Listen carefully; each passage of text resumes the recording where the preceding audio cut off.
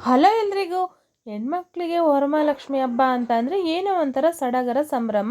ನನಗೆ ಕೂಡ ಹಾಗೆ. ಮತ್ತು ಒಂದು ನೈಟ್ ಕೂಡ ನಿದ್ದೆ ಬರಲ್ಲ ನಮಗೆ. ಎಲ್ಲ ರೆಡಿ ಮಾಡ್ಕೊಬೇಕು. ಮತ್ತು ನಾನು ಪ್ರತಿ ವರ್ಷ ಬೆಳಗಿನ ಜಾವ 5 ಗಂಟೆ ಒಳಗಡೆ ಪೂಜೆ ಮುಗಿಸ್ತೀನಿ.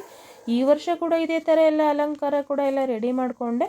ಮತ್ತು ಇನ್ನೇನು 3:30 ಕೂಡ ಆಯಿತು ಅಂತ ಹೇಳಿ ಕಳಸ ಇಡೋಣ ಅಂತೇಳಿ ರೆಡಿ ಮಾಡಿಕೊಂಡೆ. ಕಳಸಕ್ಕೆ ಮಾವಿನ ಎಲೆನೇ ಇಡೋದು ನಾನು. ತುಂಬ ಶ್ರೇಷ್ಠ ಮಾವಿನ ಎಲೆ ವಿಳೆದೆಲೆಗಿಂತ.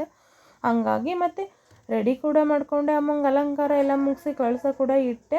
ಮತ್ತು ಇನ್ನೇನು 1 ಅವರ್ ಇತ್ತು ಪೂಜೆಗೆ. ಹಂಗಾಗಿ ಹೂನಾರ ಕೂಡ ಹಾಕಿದೆ. ಅಲಂಕಾರ ಅಂತೂ ತುಂಬ ಚೆನ್ನಾಗಿ ಬಂದಿತ್ತು. ನನಗಂತೂ ತುಂಬ ಇಷ್ಟ ಆಯಿತು. ಮತ್ತು ಅಲಂಕಾರ ಎಲ್ಲ ಮುಗಿಸಿ ಮತ್ತು ಪೂಜೆ ಎಲ್ಲ ಮಾಡಿಬಿಟ್ಟು ಮತ್ತು ಅಡುಗೆಗೆ ರೆಡಿ ಮಾಡ್ಕೊಳ್ಳೋಣ ಅಂತೇಳಿ ಬಂದೆ. ಮತ್ತು ಒಬ್ಬಟ್ಟಿಗೆಲ್ಲ ರೆಡಿ ಮಾಡ್ಕೊಳ್ಳೋಣ ಅಂತ ಹೇಳ್ಬಿಟ್ಟು ಬೆಲ್ಲದಲ್ಲಿ ಕೂಡ ಇಟ್ಟೆ. ಬೆಲ್ಲದಲ್ಲಿ ತುಂಬ ಕಲ್ಲಿರುತ್ತೆ. ಹಾಗಾಗಿ ಹಾಲು ಮಾಡಿಕೊಂಡೆ ಹಾಕೋದು. ಮತ್ತು ಕಾಳುಗುಜ್ಜು ಕೂಡ ಎಲ್ಲ ರೆಡಿ ಮಾಡಿಕೊಂಡೆ. ಅಡುಗೆಗೆಲ್ಲ ರೆಡಿ ಆಯಿತು. ಮತ್ತು ಇನ್ನೇನು 7 ಗಂಟೆ ಆಯಿತು ಅಂತೇಳಿ ನಮ್ಮ ಮನೆಯವ್ರು ಕೂಡ ಎಬ್ಬರಿಸ್ದೆ. ಅವ್ರು ಕೂಡ ಇದು ಪೂಜೆ ಎಲ್ಲ ಮಾಡೋಕ್ಕೆ ಅಂತೇಳಿ ಸ್ಟಾರ್ಟ್ ಮಾಡಿದ್ರು. ನನ್ನ ಮಗ ಕೂಡ ಬಂದೆ. ಅವ್ರಿಗೂ ಎಲ್ಲ ಅಲಂಕಾರ ಇಷ್ಟ ಆಯ್ತಂತೆ.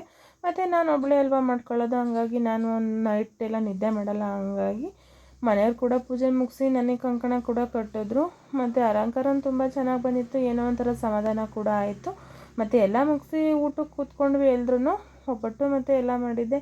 ಹಾಗಾಗಿ ಊಟ ಎಲ್ಲ ಚೆನ್ನಾಗಿದೆ ಅಂತೇಳಿ ನನ್ನ ಮಗ ಮತ್ತು ಮನೆಯವರು ಊಟ ಮಾಡಿದ್ರು. ಮತ್ತು ಸಂಜೆ ಅಪ್ಪ ಅಮ್ಮ ಮತ್ತು ಅತ್ತೆ ಮಾವ ಕೂಡ ಎಲ್ಲ ಬರ್ತಾರೆ. ಹಾಗಾಗಿ ನಾನು ಕೂಡ ಕೂತ್ಕೊಂಡು ಅವ್ರ ಜೊತೆನೇ ಊಟ ಕೂಡ ಮುಗಿಸ್ದೆ. ಮತ್ತು ಊಟ ಮುಗಿಸಿದ ತಕ್ಷಣ ನಮ್ಮ ಕಸ್ಟಮರ್ ಯಾರೋ ಒಬ್ಬರು ಎಮರ್ಜೆನ್ಸಿ ಒಂದು ಬ್ಲೌಸ್ ಬೇಕೇ ಬೇಕು ಅಂತೇಳಿ ಫೋನ್ ಮಾಡಿದ್ರು. ಮತ್ತು ನಿದ್ದೆ ಕೂಡ ಬರ್ತಿತ್ತು. ಇನ್ನೇನು ಮಾಡೋದು, ಕಸ್ಟಮರ್ಗೆ ಬೇಜಾರು ಮಾಡಿಸೋದು ಅಷ್ಟೊಂದು ಇಷ್ಟ ಇಲ್ಲ. ಹಾಗಾಗಿ ಅವ್ರಿಗೆ ಕೂಡ ಒಂದು ಬ್ಲೌಸ್ ಸ್ಟಿಚ್ ಮಾಡಿಕೊಟ್ಟು ಮನೆ ಕಡೆ ಬಂದ್ವಿ. ಈ ವ್ಲಾಗ್ ಏನು ಅನ್ನಿಸ್ತು ಅಂತ ಪ್ಲೀಸ್ ಕಮೆಂಟ್ ಮಾಡಿ, ಫಾಲೋ ಮಾಡೋದನ್ನ ಮರಿಬೇಡಿ. Thank you.